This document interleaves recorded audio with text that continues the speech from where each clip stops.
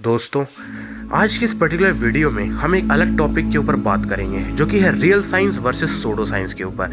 अब दोस्तों, बहुत सारे लोग यहाँ पर ये पूछ सकते हैं कि भाई हम ऐसा वीडियो क्यों बना रहे हैं। सो दोस्तों, आज के अगर आप टाइम पे देखें तो ऐसे बहुत सारे चैनल बन चुके हैं जो कि मॉडर्न साइंस के या वैदिक फिजिक्स का जो है, या आप कह सकते हैं मॉडर्न साइंस में मॉडर्न फिजिक्स का सहारा लेके अपनी थ्योरियों को मनवाने की कोशिश कर रहे हैं। और वो ये दिखाने की कोशिश कर रहे हैं कि मॉडर्न फिजिक्स जो है ये नहीं जानती, या वैदिक फिजिक्स के नाम पे वो अपनी थ्योरियां दे रहे हैं। मैं यहाँ ये नहीं कह रहा हूँ कि मॉडर्न फिजिक्स गलत है या वैदिक फिजिक्स गलत है, बल्कि मैं दोनों के ऊपर वीडियो बनाता हूँ। वैदिक फिजिक्स में मैंने सूर्य सिद्धांत के ऊपर वीडियो बना रखी है और मॉडर्न फिजिक्स के ऊपर मैं वैसी वीडियो बनाता रहता हूँ। तो आज की इस वीडियो में मैं आपको बताना चाहता हूँ कि ये बहुत बड़ा मिसकंसेप्शन फैल रहा है कि ये जो अपनी जो थ्योरियाँ दे रहे हैं और बिग बैंग थ्योरी और स्ट्रिंग फील्ड थ्योरी को बिना जाने हुए ये कुछ ऐसे टाइप के क्वेश्चंस पूछते हैं जो कि क्वेश्चन ही गलत है, यानी कि इनके पूछने का क्वेश्चन ही गलत है। ये पूछते हैं स्ट्रिंग्स क्या है।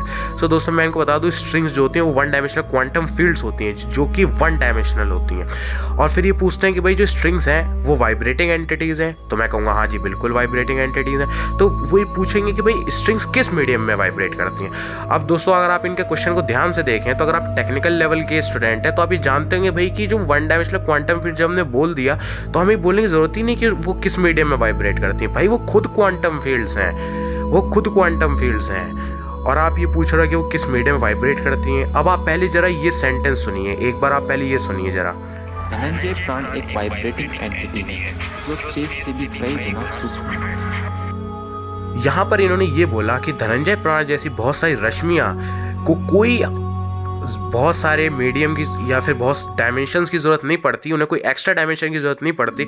और ये जो सूडो साइंस वाले जो लोग हैं वो ये बोलते हैं कि भाई जो स्ट्रिंग फील्ड थ्योरी में जो 11 डायमेंशंस आती हैं, जो मल्टी डायमेंशंस आती हैं, वो गलत है। सो मैं उनको बता दूं कि अगर आप ऐसा बोलते हो तो आप ये बात कह रहे हो कि जो मास है स्ट्रिंग्स का वो इनफाइनाइट हो जाएगा। मैंने एक वीडियो बनाई थी अपने चैनल पे जिसमें मैंने ये बताया था कि एक मैथमेटिकल इक्वेशंस हैं जो कि मैंने उसमें ये बताया था कि अगर स्ट्रिंग्स को कोई एक्स्ट्रा डायमेंशन की ज़रूरत ना पड़े और वो क्वांटम इंटरेक्शन में हिस्सा ले या क्वांटम इंटरेक्शन में भाग ले तो उसका जो मास है वो 4 डायमेंशन में इनफाइनाइट हो जाएगा।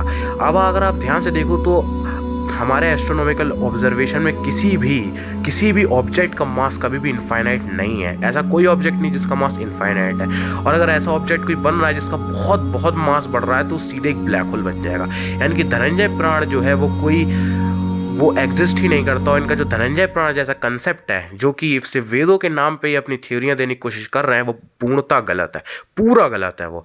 और अगर ये धनंजय प्राण जैसी चीज़ अगर कोई एग्जिस्ट भी करती है तो एक ब्लैक होल के सिवा कोई काम नहीं कर सकता, क्योंकि एक ऑब्जेक्ट जो बहुत मैसिव होता है वो अपनी ग्रेविटेशनल फोर्स के कारण दबता चला जाता है, कंप्रेस होता चला जाता है और लास्ट में एक ब्लैक होल में चेंज हो जाता है। तो यानी कि प्रूव होगा कि इनका धनंजय प्राण जो है वो मैथमेटिकल इक्वेशन के अगर हिसाब से देखा जाए तो इनका धनंजय प्राण एग्जिस्ट ही नहीं करता। इस वजह से इनकी जो पूरी साइंस है वो गलत हो जाती है।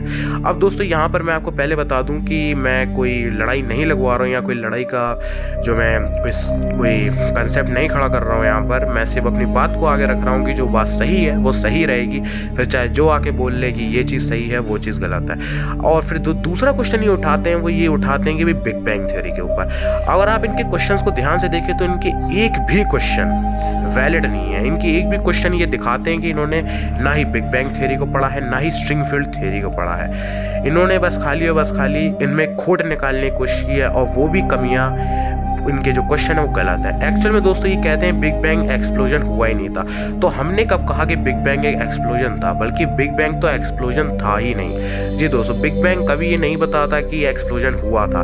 बिग बैंग सिर्फ ये बताता है कि जो मैटर शुरुआती स्टेट में था वो एक हॉट और डेंस मटेरियल के रूप में था।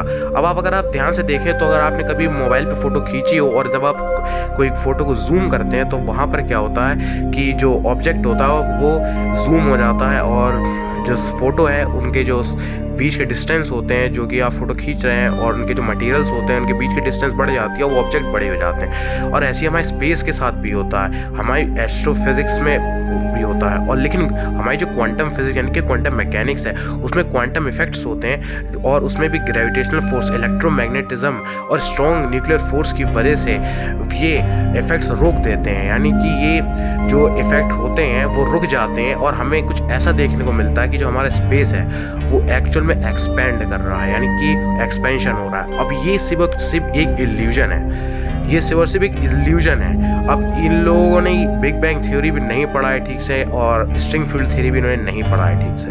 अब दोस्तों जो नए स्टूडेंट्स होते हैं जो जिनकी एज कम होती है, जैसे क्लास 9th और क्लास 10th के स्टूडेंट जो होते हैं वो इनकी बातों में आ जाते हैं, क्योंकि ये उनको वर्ड से कुछ इस हिसाब से फंसाते हैं कि ये उनके जाल में फंस जाते हैं और सूडो साइंटिफिक जो एक्सप्लेनेशन है उनको पढ़ने लगते हैं। क्योंकि सूडो साइंटिफिक एक्सप्लेनेशन की बात यही होती है कि उसमें कोई भी मैथमेटिकल बैकग्राउंड ही नहीं दिखता आपको। दोस्तों ये चीज़ सच है कि अगर आपको ब्रह्मांड को जानना है तो फिजिक्स और मैथमेटिक्स आपके फेवरेट सब्जेक्ट और फिजिक्स और मैथमेटिक्स में आपकी हाई कमांड होनी चाहिए। अगर आप फिजिक्स और मैथमेटिक्स में से एक भी सब्जेक्ट को इग्नोर कर रहे हैं और उसको नहीं अच्छी तरह पढ़ रहे हैं तो इसका मतलब ये है कि आप ब्रह्मांड को जानने की रुचि तो रख रहे हैं लेकिन आप ब्रह्मांड को अच्छी तरह नहीं जान पाएंगे और आपकी सोच भी लिमिटेड ही रह जाएगी। और जो सूडो साइंस वाले लोग होते हैं उनके जो रिसर्च होती है उसमें कोई भी मैथमेटिकल बैकग्राउंड नहीं होता, उनमें से वर्ड्स होते हैं, बस वर्ड्स का जो है मायाजाल होता है, यानी कि शब्दों का मायाजाल होता है। और अगर आप इनकी थ्योरियाँ देखें तो सिर्फ और सिर्फ शब्दों का मायाजाल है जिनके पीछे कोई मैथमेटिकल बैकग्राउंड या मैथमेटिकल इक्वेशन नहीं है। और आप खुद देखें कि अगर हम धनंजय प्राण के ऊपर मैथमेटिकल क्वेश्चन खड़ा नहीं करते तो हमें कभी पता नहीं चलता कि, और हम टेक्निकल लेवल पे अगर फिजिक्स से और मैथमेटिक्स से हम अगर धनंजय प्राण के ऊपर अगर नहीं क्वेश्चन खड़ा करते तो हमें कभी पता नहीं चलता कि जो धनंजय प्राण जैसी चीज़ है वो रियल में एग्जिस्ट कर भी सकती है या नहीं कर सकती। पर इनको जाके कौन बताए, क्योंकि इन्हें मैथमेटिकल इक्वेशन समझ में ही नहीं आने की। सो दोस्तों हम अगली वीडियो में जो है जानेंगे कि मैथमेटिकल इक्वेशन कहाँ से आई है। और अगर आप कोई लोअर क्लास वाले मतलब कि अभी आप इतनी बड़ी क्लास में अगर नहीं पढ़ते हो तो हम आपको उस लेवल से भी लेके जाएंगे। तो लेकिन इस चैनल में हम सिर्फ रियल साइंस के ऊपर बात करेंगे, हम कोई सूडो साइंटिफिक एक्सप्लेनेशन नहीं देखेंगे। तो वो तो ये भी कहते हैं सूडो साइंस वाले कि जो टाइम है वो कोई मैटर से मिलके बना हुआ होता है। अब टाइम भी मैटर से मिलके बना हुआ होता है, मतलब आप देख सकते हैं कि इनको टाइम के ऊपर भी नॉलेज नहीं है, ये टाइम को भी किसी रश्मि की फ्रिक्वेंसी पे वाइब्रेट होने वाला मानते हैं। क्या आपको भी लगता है कि टाइम कोई मैटर से मिलके बना हुआ होता है? तो ऐसा नहीं है, टाइम कोई मैटर से मिलके नहीं बना हुआ होता। और आगे की आने वाली वीडियो में हम बात करेंगे। तो आज में हमने बात की स्ट्रिंग फील्ड थ्योरी के ऊपर और बिग बैंग थ्योरी के ऊपर कि कैसे इन सब के जो क्वेश्चन है वो वैलिड ही नहीं है।